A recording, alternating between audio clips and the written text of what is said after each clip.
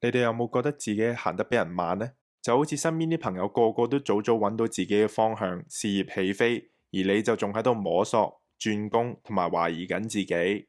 你又有冇擔心過，我係咪已經錯過咗屬於自己嘅成功機會呢？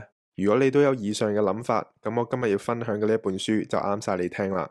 因為今日我想介紹嘅呢一本書呢，係想送俾每一位自我懷疑緊嘅你。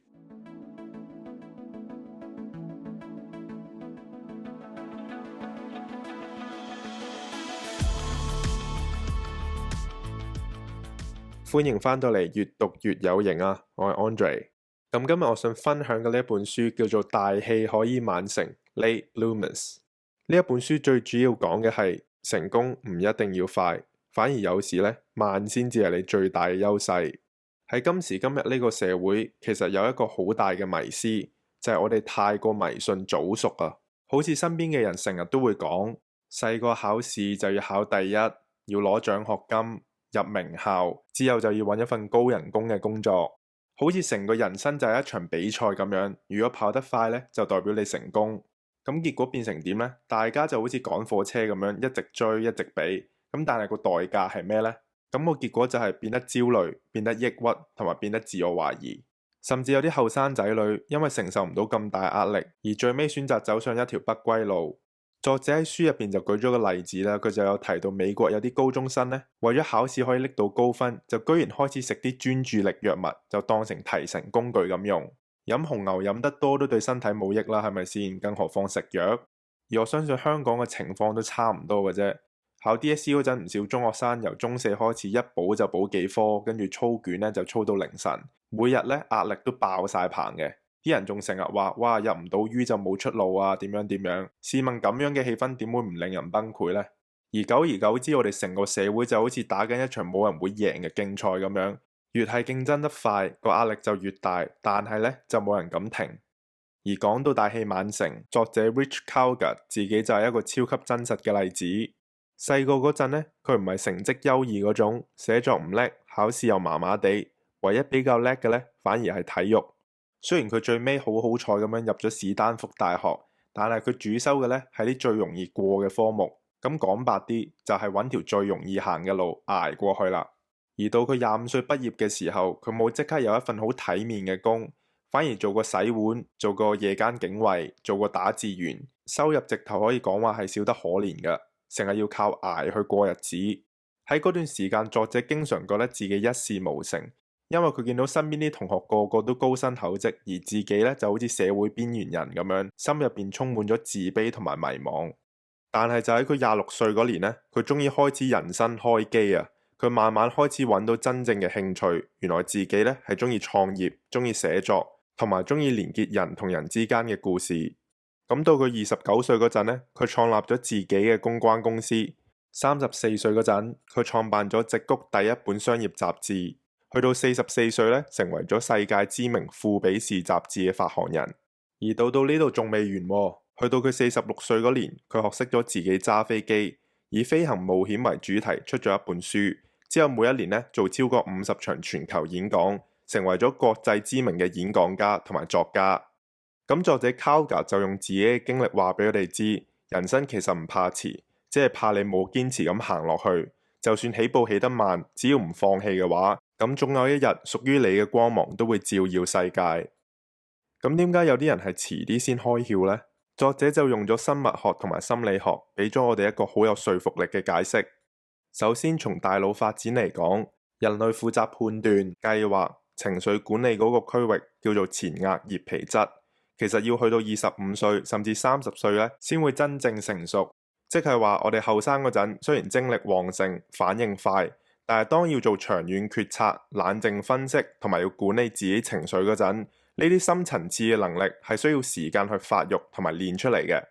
所以唔係你蠢，亦都唔係因為你未夠努力，只係你個腦仲未完全 ready 啫。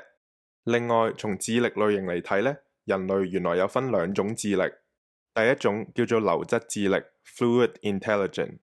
呢種智力最主要負責推理、解難同埋幫手做一個快速反應，通常喺我哋20幾歲處於一個巔峰期，而之後就會慢慢下降。就好似我哋後生中意打機、背公式、做 IQ 測驗呢，就會快到飛起。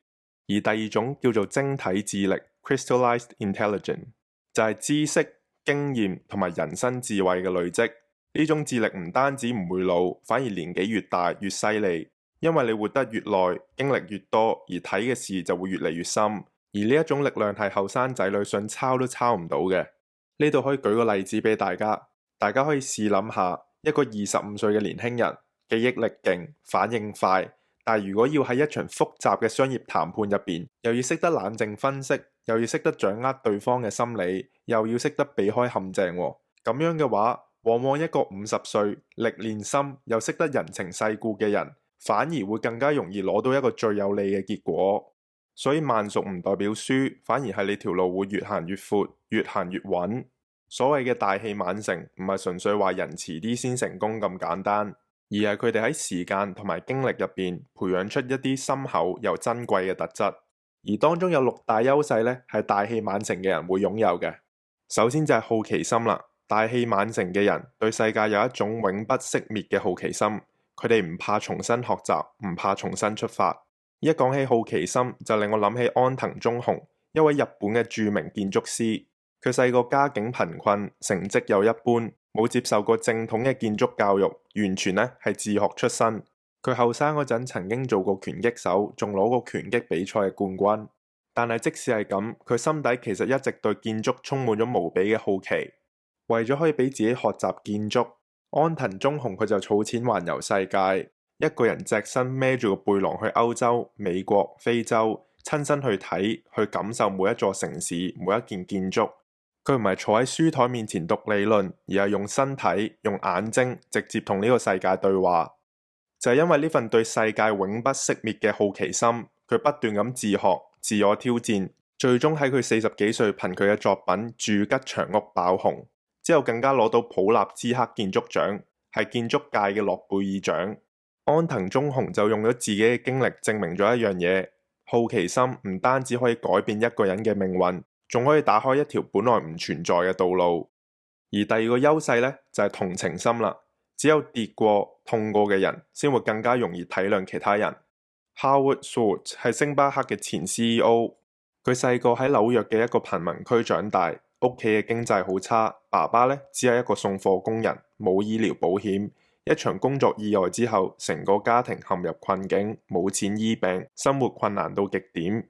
呢段童年經歷深深留咗喺佢心入邊，所以當佢有能力創立星巴克嗰陣，佢就堅持一樣嘢，就係即使係兼職員工，都一定要有醫療保險。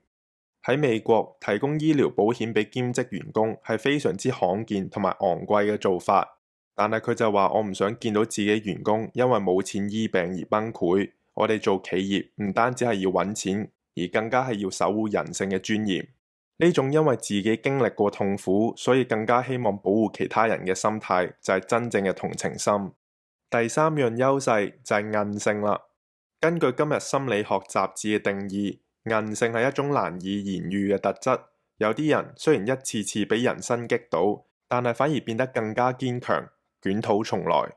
就好似日本網球選手大阪直美。喺佢成名之前，其實佢輸過好多場比賽，屢戰屢敗，仲成日俾媒體批評佢話佢唔夠穩定，好情緒化。但係佢就冇因為咁樣而被打沉，反而越戰越勇。面對壓力，佢唔單止苦練技術，仲要學識點樣管理自己情緒同埋調整心態。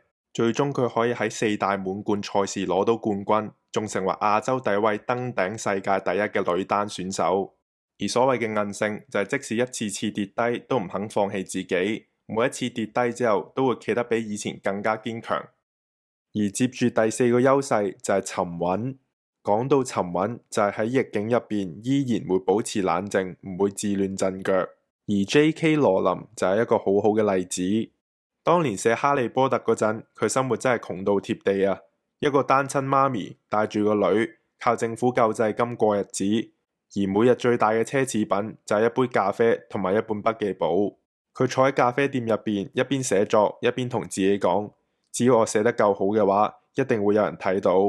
不過現實就係好殘酷，第一間出版社話唔得，第二間又拒絕，第3間都一模一樣。佢總共俾12間出版社拒絕，連續12次俾人話唔得。而佢選擇沉住氣，慢慢咁打磨每一個細節，因為佢真心想寫好一個完整嘅魔法世界。結果第13間出版社終於俾佢打動，幫佢出版咗《哈利波特》。之後呢套作品唔單止暢銷全球，仲成為家傳戶曉嘅經典，影響我哋幾代人。而 J.K. 羅琳就用自己嘅故事證明，沉着應對失敗，堅持打磨自己，就係大器晚成者最強嘅力量。而第5個優勢就係洞見。隨住年紀增長，我哋會慢慢發展新嘅技能，唔單止學識新嘢，仲會不斷打磨舊有嘅技能。而且因為見得多，經歷得多，到咗某個階段就會自然累積到一種叫做洞見嘅智慧。即係望一件事，唔單止睇表面，可以一眼就睇到背後真正嘅原因同埋未來嘅可能性。例如美國傳奇投資者巴菲特，佢成日講自己後生嗰陣炒股票，好多時候呢，只係憑直覺同市場氣氛去買賣，贏下輸下。但係隨住年紀越嚟越大呢，佢就開始學識耐心分析公司嘅本質，培養咗識得分析短期噪音同埋長期價值嘅洞見。結果佢每一次市場大波動嗰陣，佢都可以冷靜咁入市，長年累積出一個無人能及嘅投資記錄。而最尾一個優勢就係智慧啦。智慧呢一樣嘢呢，唔係天生就有嘅，而係靠時間、經歷、反思慢慢練出嚟嘅。有時同一樣嘢，你後生嗰陣睇會覺得理所當然，但係當你經歷多咗人生嘅高高低低，再重新體會翻呢，就會有完全唔同嘅收穫。例如大導演李安，佢唔係一開始就大紅大紫。李安喺30歲之後拍咗好多年短片，但係一直都揾唔到機會，經歷咗好多失敗同埋低谷，仲曾經靠老婆養家。但係就因為呢一段長時間嘅沉澱期，佢慢慢就累積咗對人性、家庭同埋文化衝突嘅深刻理解。所以到佢拍《喜宴》、《飲食男女》，再到《臥虎藏龍》，甚至《少年派的奇幻漂流》，你會見到佢每一部戲都有一種歲月浸出嚟嘅智慧。所以真正嘅智慧唔係速成嘅，而係要敢於經歷，敢於重新理解世界，一次次打破自己，先會慢慢咁成長。咁今日嘅分享呢，就差唔多到呢度啦。如果你都中意今次嘅分享，就記得 like、subscribe， 又或者留言話我知你有咩得着啊。最後我想同你講，其實你已經做得好好噶啦，唔需要同呢個世界鬥快，是金子總會發光。你要相信你嘅努力喺你睇唔到嘅地方已經默默發酵緊。閱讀令你更聰明，知識令你更有型。我係 Andre，我哋下次再見啦，拜拜。